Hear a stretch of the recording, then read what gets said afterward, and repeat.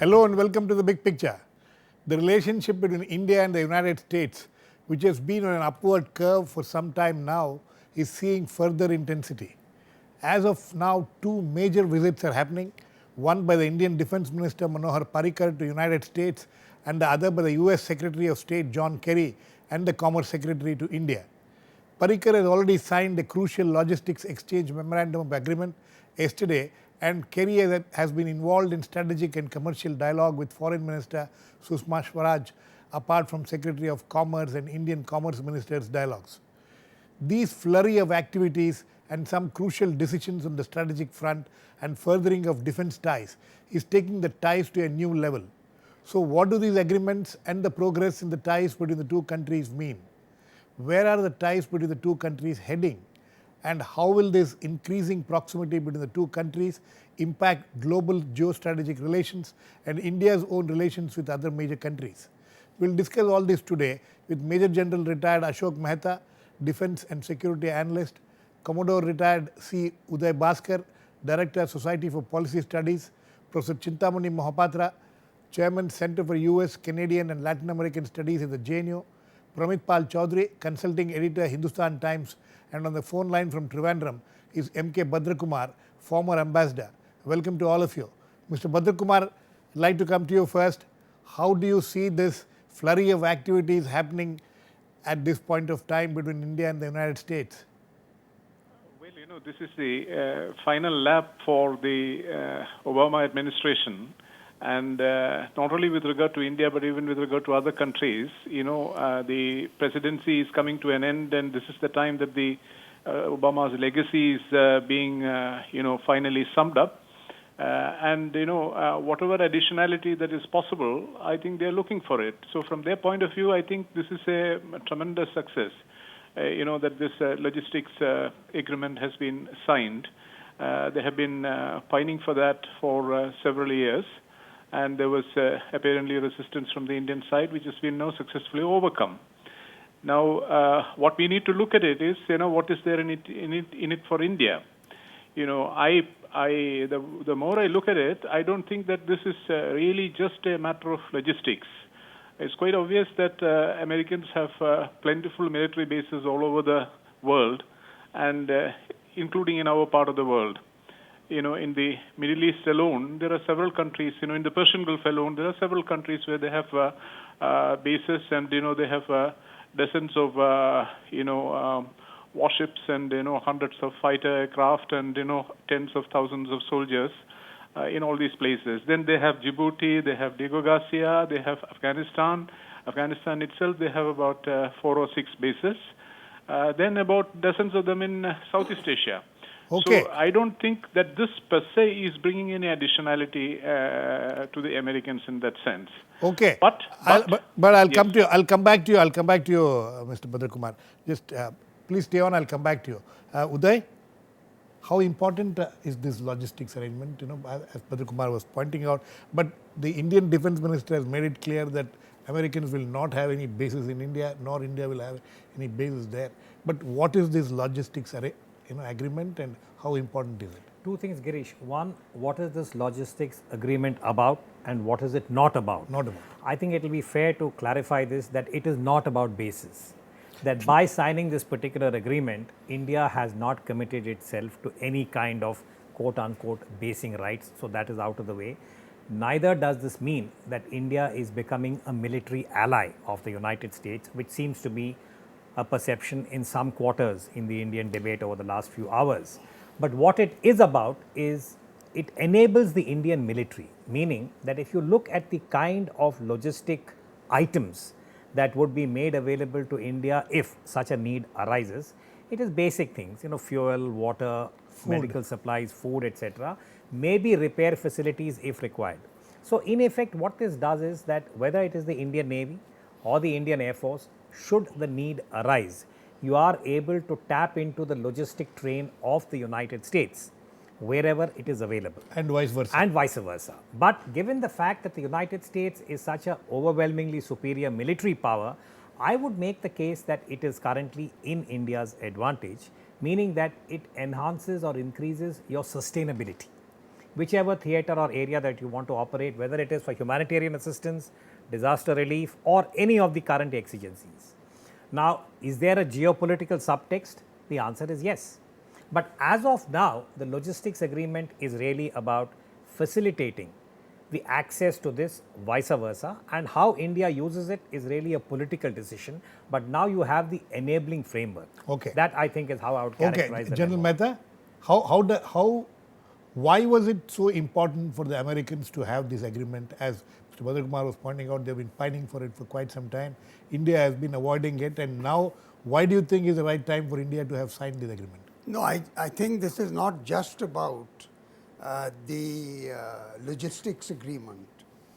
This is much more than the logistics agreement. It is a strategic binding between India and the United States. The United States wants India to be a rising power, and it is in India, it is in the interest of the US as well as in the interest of India that this relationship, about which we've been very hesitant. In fact, we've taken not 10 years, we've taken exactly 14 and a half years to sign this agreement, this logistics agreement, because I recall that in 2001 and 2003, when the Iraq war was on, we had provided logistics facilities to the American ships. In fact, we had escorted ships through the Malacca Straits. In fact, if you recall, during the Iraq war, the Vajpayee government was far more proactive in this about this relationship than the previous UPA government and this government. So don't look at this this relationship simply as a logistics base agreement. Look at it from the point of view of the defense, technology and trade initiative. This is the linchpin of the agreement. What the Americans have done for you is that they have put you at par. They have put you at par as a defense partner, but not an ally. And they will treat you as a non-NATO ally. They have set up what they call an India Rapid Reaction Cell in the Pentagon. They have enacted an Arms Act specifically for India so that this DTTI, which is taken again about 5 to 6 years to flower, this is about empowering India with technology, high technology, which we do not have. So it's an enabling agreement, the DTTI, about which Ashton, Carter, and Mr. Parikar. And one other thing, what the Americans, and especially Mr. Ashton Carter, in fact, was in charge of DTTI initially before he became the defense minister. He has been telling the world, and particularly us Indians, that look, the amount of time I spend with the Indian defense minister, I don't spend with any other defense minister. Okay. The things that I discuss with the Indian, for example, this dehyphenation of Pakistan. So people ask him, what about Pakistan? He said, with Pakistan, we only talk about terrorism. With India, we talk about everything else, including terrorism. Professor Mahapatra, how important is this? And, where does it take the relationship now? First of all, I would say this is very important. Secondly, I would say we have not seen the final details of that agreement yet. Yes. We have just seen some reports in the media. I would say that this will benefit the US more than India. This I am saying without seeing the final details. We will have less requirement of logistic facilities of the US near the American shores than they would need India in this particular area. The question is, there are 735 military bases of the US of all kinds in different parts of the world. Do they need India? I think they do need India. And thirdly, I would say that this is not a question of having military bases or not, because the times have changed, technology has changed. The key thing is access to bases. Right. I think after signing this LEMA agreement, Americans will have access to Indian facilities if it is necessary. The key thing is this, I don't know whether it is there in the agreement or not. If it is part of the agreement that if India would require similar kind of logistic facilities, not near Latin America or Canada, but maybe in South China Sea, Asia Pacific, or even West Asia, that would be a big plus point for India. So we have to see this in the larger perspective of a very major incremental addition to the direction of Indo-US strategic partnership. And another final thing I would say, the discourse in India about Indo-US defense cooperation has changed. It's a very big change. Until very recently, very many Indian ideologues would go against this kind of agreement with the USA. But now we are supporting this, and this change in discourse should be underlined. Okay. Pramit, what has changed? What has changed between India and US? And is this some kind of a permanent change as far as India-US relations are concerned? And what kind of impact it will have on the larger geostrategic relations of India with other countries? Well, having signed the agreement, I assume it's a permanent agreement because it is. I would agree with Commodore Bhaskar. This is extremely useful for the Indian military more than it is for the U.S. military. U.S. does not need to use any of the facilities in India. Indian Navy, however, and the Indian Air Force are beginning to go all across the world. We are sending planes, ships to places like the Philippines, to Southeast Asia, to Africa, and eventually to the Persian Gulf and so on. So we need bases much more than they do. Second, I'd like to point out the key element of this is that in America and India, we hold more joint military exercises with the United States than we do with any other country in the world. But unfortunately, because we didn't have this agreement, a Limoa agreement, every time we sent aircraft to, let's say, Alaska for joint exercises, or American ships came to Malabar, we would have to sign each case an individual agreement for that specific exercise, just for simple things like water, fuel, and food. Now with this agreement, we don't have to worry about this. Joint military exercises now, which were a genuine accounting and logistical nightmare, are much easier. In fact, that may be the primary benefit of this agreement, is that it will allow us to ease joint military exercises. Now, will it make it, is it a major geostrategic step? It's a small geostrategic step. You'll notice that China has not bothered to respond. Pakistan hasn't paid any attention. And the reason why, when you talk to the Chinese in private, they say these kind of a logistics agreement is meaningless as far as geopolitics is concerned. It doesn't affect us. In fact, the Chinese now are so confident these days. When you talk to them, they say you can hold as many military exercises as you want to the United States. It doesn't mean anything to us anymore. And we won't even complain. The Chinese said we won't even complain anymore about your military exercises with anybody because, frankly, we don't care. So these are really tiny steps. And what is interesting for the Indo-US relationship is how long it takes for us to make even these tiny steps.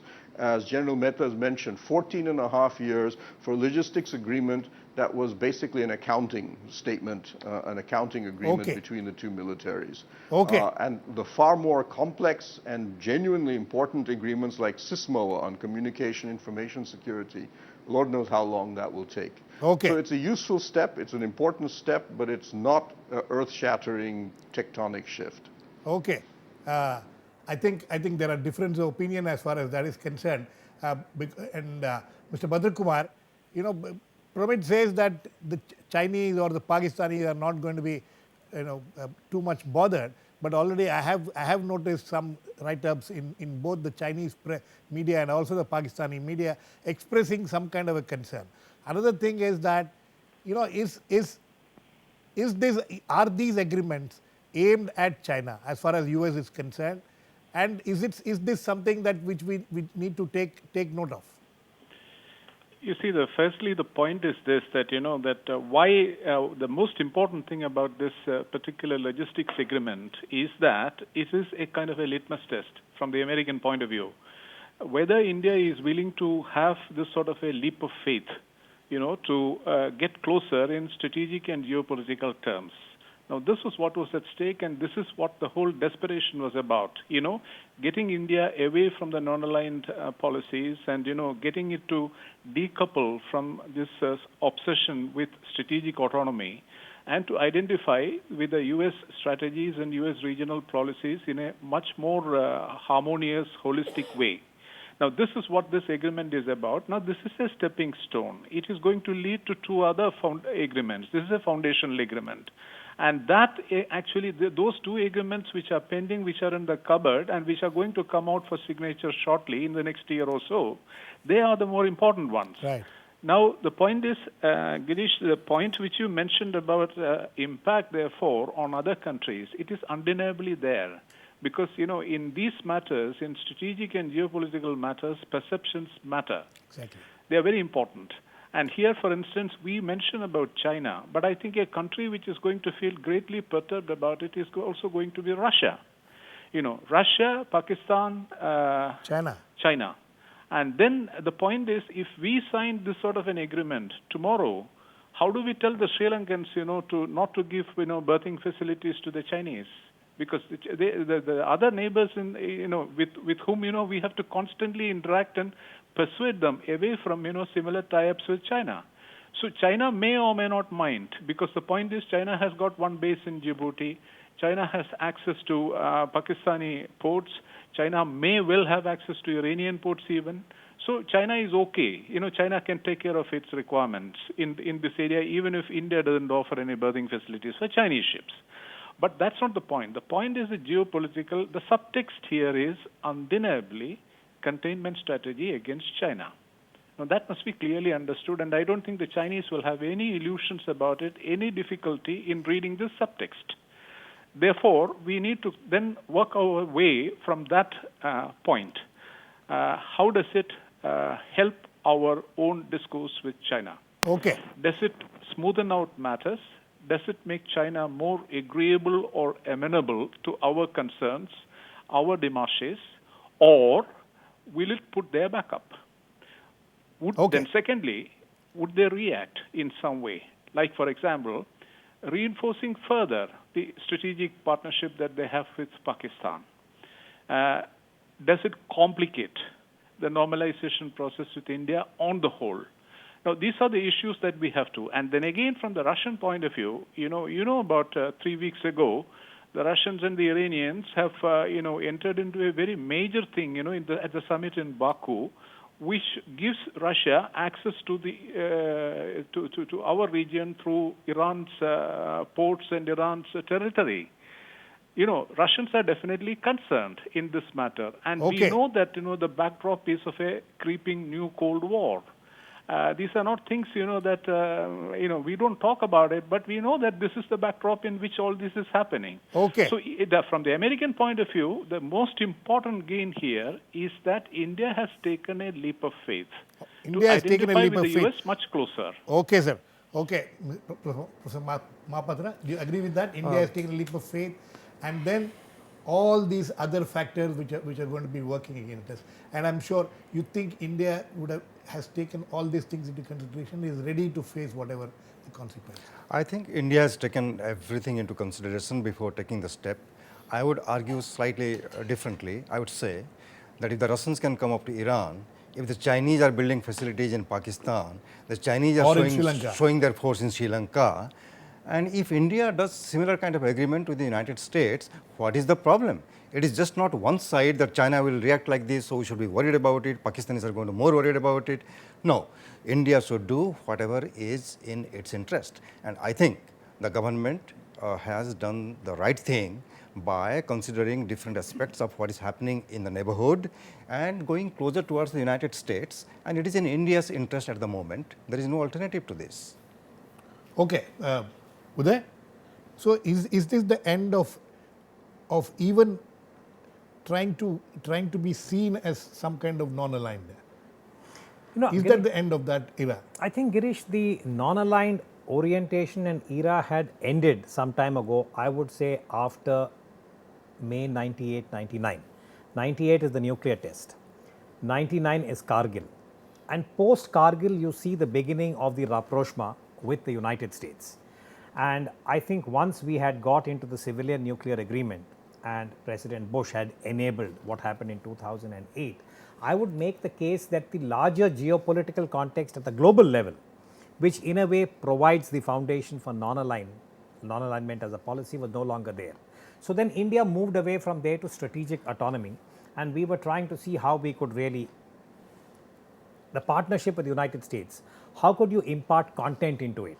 It's very interesting, we are talking about this and Bhadra makes this point about the leap of faith.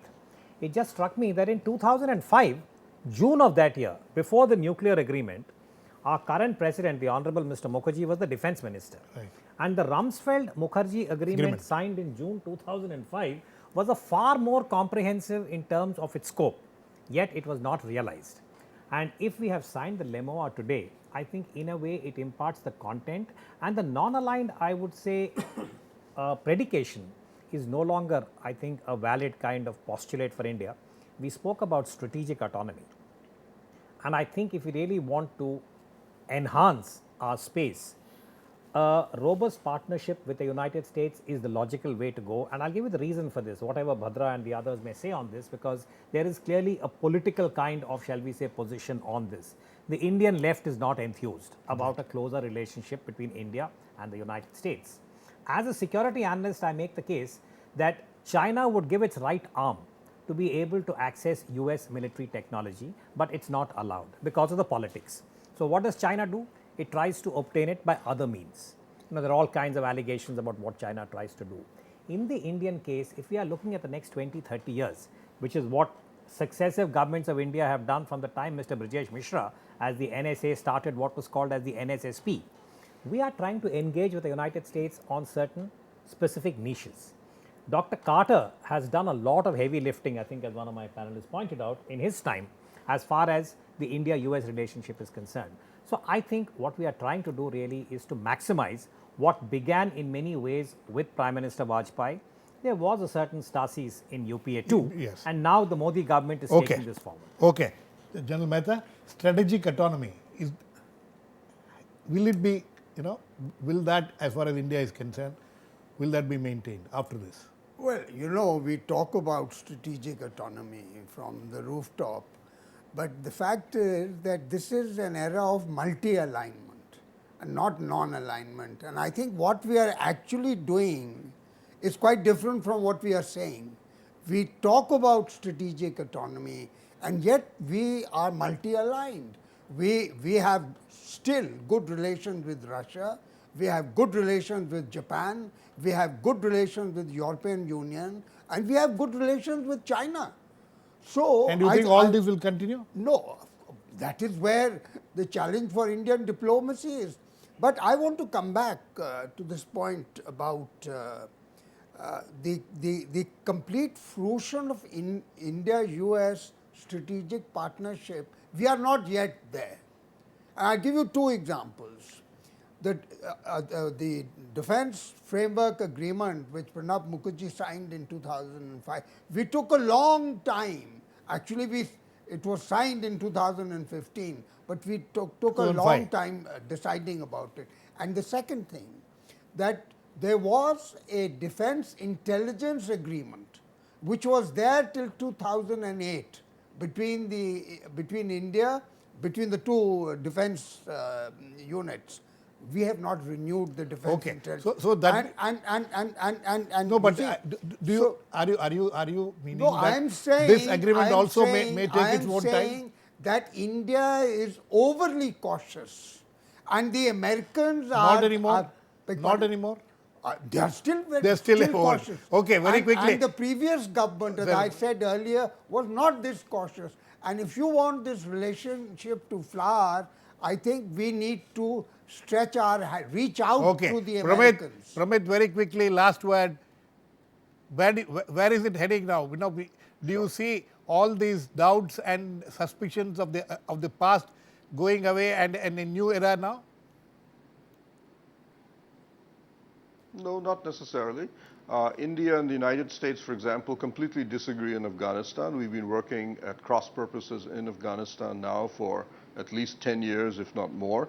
That I don't think will change. We are wary of the American posture in the South China Sea. We would like them to take a stronger posture against China, but we are not prepared to support them openly. So we make references to freedom of navigation, but we refuse to mention China. We agree very strongly on the Indian Ocean region and other parts. There are bits and pieces of the Indo-US relationship that work. And they're probably more... Okay, Pramit, we're completely out of time, but you know, these are very interesting phase as far as the Indo-US relationship is concerned. As Pramit rightly points out, there are still problems in different areas. We'll wait and watch how it will all progress. Thanks to all my guests. Please keep watching. We'll come back with another issue, the big picture, same time tomorrow.